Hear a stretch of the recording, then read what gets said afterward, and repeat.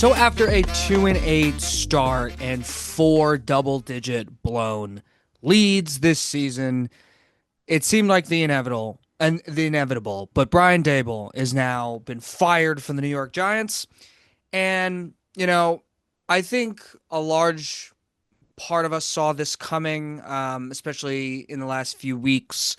After that Denver loss, it really just seemed that the New York Giants season had shifted from, hey, maybe this team could be spunky, make a bit of a playoff push, maybe win 6 or 7 games this year. Dable comes back, Dart looks great. It really shifted after that because after a crushing loss, as crushing a loss as it could really get, up 19-0, you even score more after that, and yet you still lose the game you know, and there were a lot of reasons why that happened. But of course, the number one person that is going to get blamed is the head coach. Now, Brian Daboll has been was 3.5 years, his New York Giants tenure. Now, there were rumors that he could be fired after year 2. There were rumors he could have been fired after year 3. In fact, a lot of people thought he should have been fired after year 3. Year 4, he doesn't make it. He doesn't finish it. Now, we looked at the schedule coming in. We understand there was a lot of excitement about the Giants in the preseason. The vibe seemed to be really good. That changed the second Russell Wilson was starting.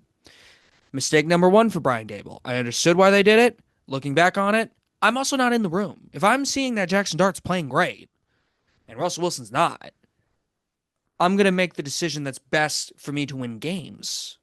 And clearly, that was the wrong decision. On paper or looking from the outside, I could see maybe starting the vet for a bit until the rookie's ready. Makes a lot of sense, but the rookie looked ready right away. In fact, Jameis Winston looked better than Russell Wilson coming into this season.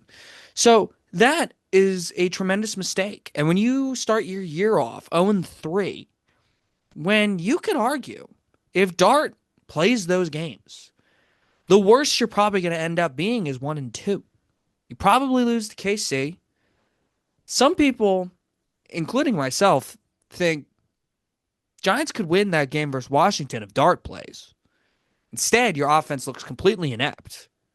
And the Dallas game was the Dallas game, as we all know. Russell Wilson played great. So maybe they lose that game with Dart. Who knows? Because Russell Wilson was fantastic, and yet they still found a way to lose because the defensive coordinator has no idea what the hell he's doing. That's also on Daboll. You hire is anyone going to get mad at you if you say Shane Bowen is the worst defensive coordinator in football? Is anyone really going to get upset? Because if you think of the talent the New York Giants have on the defensive end, really the only way Shane Bowen defenses look good is if the other team drops the ball. I mean, you saw that versus the Eagles. Even the Eagles game, which was by far his best game as a coordinator. I mean, Jalen Hurts missed people. Jalen Hurts was terrible. I mean, he literally missed open receivers constantly, including one big egregious one where he just completely overthrew a wide open receiver. That would have been a touchdown. All of a sudden, that game is a lot more different. So, I get there's injuries to the secondary. I get it. But this defense is just, they look like they've quit on the DC. It's amazing he's still there, to be honest, but it is what it is. So now the New York Giants are in a situation where they need to look for a head coach. Now, when I made my instant reaction video, it was not for sure if Joe Schoen was going to come back. Now it is. They've made the decision to bring back Joe Schoen. A decision that I think before the firing, I think a few weeks ago, I think I would have been more okay with than I am now. Joe Schoen has built a talented roster.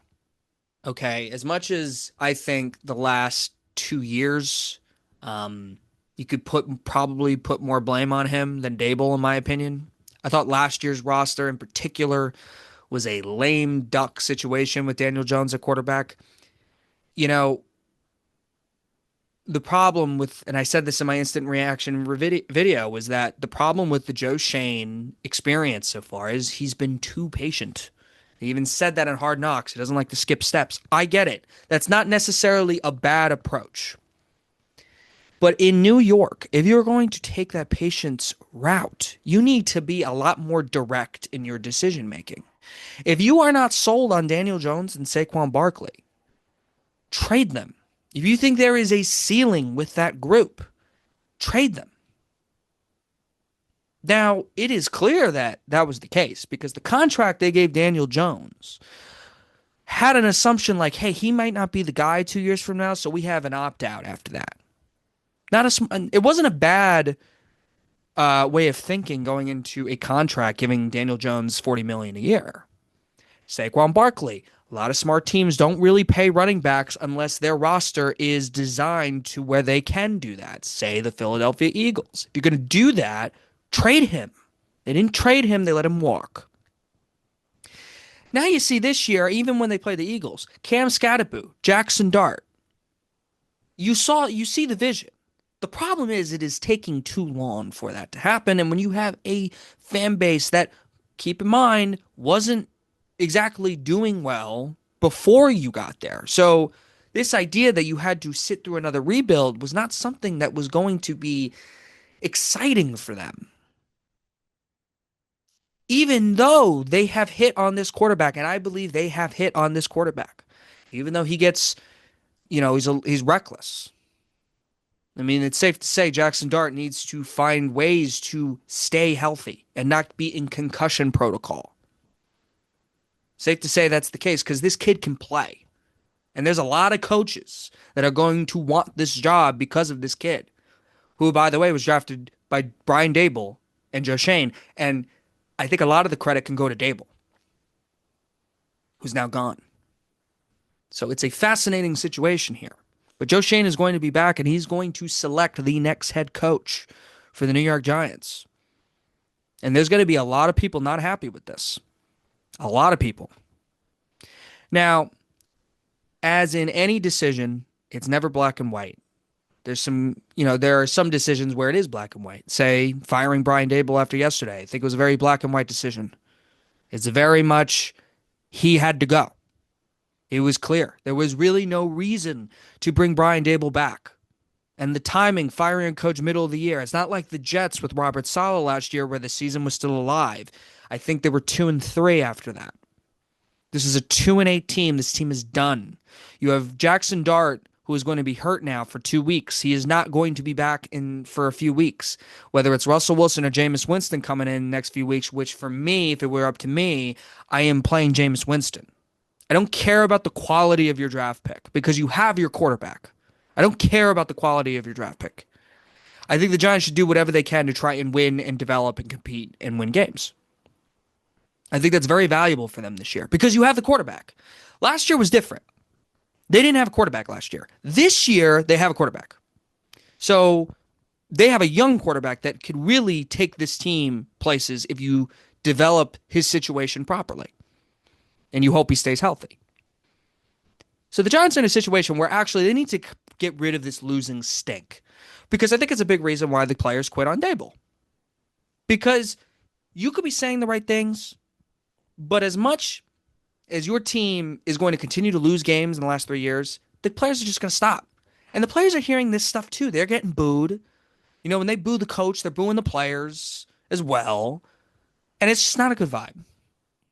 And it was time for a refresh. So as much as I don't hate Brian Daboll, as much as I wasn't one of these guys online being like, you got to fire Daboll, Daboll stinks, blah, blah, blah. Daboll won Coach of the Year, okay? His first year. I thought he was very impressive. Second year, Daniel Jones wasn't it. There was a ceiling. Injuries a lot to do with it as well. Year 3 was a throwout year. You had to rebuild and you had to find your next quarterback. It was too much losing to overcome. It's just that simple. And the failure of Joe Schoen, because this is on Joe Schoen too, which is why, I'm not as excited about him coming back. I think if you're going to wipe the slate clean with a coach, you should probably wipe the same slate clean with the GM. Even though this team is super talented, even though I have defended Joe Schoen, even though I don't think it's necessarily the end of the world that he is back. I think I have an opinion that some Nets fans may have, say with Sean Marks, for example, in Brooklyn, where they understand the man has done some good things, but they feel that a clean refresh was necessary. And the Nets have not fired Sean Marks, and they're not going to. Something that I have defended. We'll see who's right when it comes to that decision. So the New York Giants now have to look for a new head coach. Here's the thing. Who is that guy? Because I have no idea. I think last summer, you had Vrabel, you had Ben Johnson, you had all these candidates, right? That were ready to coach now. Now you look, and you're really not so sure of who that is. You know there's not many attractive, sexy names out there when guys are throwing John Gruden and Bill Belichick at your face. When the media is talking about Belichick and Gruden, and fans are talking about Belichick and Gruden. That's when you know there's really not many options that are sexy and attractive and perfect fits. Now, here's the good news. Joe Schoen is going to have a lot of head coaches, good head coaches, quality minds that are going to want the job. Just the case. There is a roster here that could be successful. You need the right voice in that locker room. Joe Schoen is going to make that decision. Now, Joe Schoen looked like he hired a good coach with Daboll in that year one. Not as many people are going to be on board with him making this decision this time around.